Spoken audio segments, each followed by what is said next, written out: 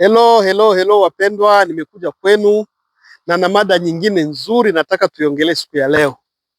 Na mada yetu ya leo inahusu maendeleo. Tunavyoongelea maendeleo, kuna vipengele vingi sana katika maendeleo, lakini nataka nije kwenu ili niweze tuongee kuhusu hali moja ambao labda itakuwa nzuri kwa baadhi, lakini na wengine watashangaa kusikia hali hii ambayo nataka aenda kuiongelea siku ya leo. Kuna kijana moja ambao alienda kijijini kwao. Kijana huyo alivyoenda kijijini kwao, akaona kijiji chao kiko nyuma sana ambako alizaliwa yeye. Basi huyo kijana aliporudi mjini alijiandaa tu vizuri, akapata pesa. Alivyopata pesa, akasema pesa zangu hizi nataka niende nibadilishe angalau maisha ya wanakijiji kule nilikozaliwa.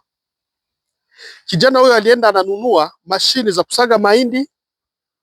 Kijana huyo alienda na vitu vingi vingi tu kule kijijini. Alibeba hata na mapikipiki akapeleka kule na akafungua miradi yake kwenye kijiji chao hicho. Lakini alivyofika kule, kuna changamoto moja aliyokutana nayo ambayo ilikuwa ni kwamba usafiri ulikuwa unasumbua watu sana. Hata zile pikipiki alizonunua zilikuwa zinashinda watu namna gani wataziendesha pale kwa kijiji. Basi yule kijana tena alijitolea, akaongea na shirika moja ambalo lilikuwa linatengeneza barabara vijiji vya jirani pale. Wakaja na mashini yao kubwa, wakatengeneza tu barabara ya kuingia kijijini kwao tu pale. Kweli wanakijiji walifurahi sana na mambo aliyokuwa akiyafanya yule kijana. Lakini ajabu ilivyotokea sasa, ilikuwa siku moja tu ambapo kijana anapanga hawe na kikao na wanakijiji kuambia miradi aliyowaletea pale.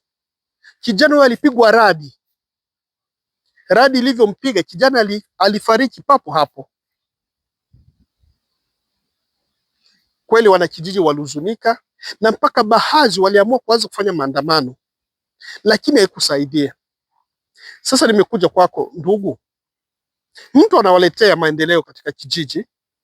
Huyu amejitolea ili aweze kubadilisha kijiji chao, lakini ajabu tena amepigwa radi. Kweli kijiji hicho kitaendelea? Na hata wa ndugu zake wale waliopata hiyo taarifa kwamba ndugu yao ameuawa ama amepigwa radi huko, watakuja kweli kuwekeza katika kijiji hicho? Nini kinaweza kikafanyika ili maendeleo yaweze kuja katika vijiji vyetu? Asante sana na Mungu atatubariki wote. Amena.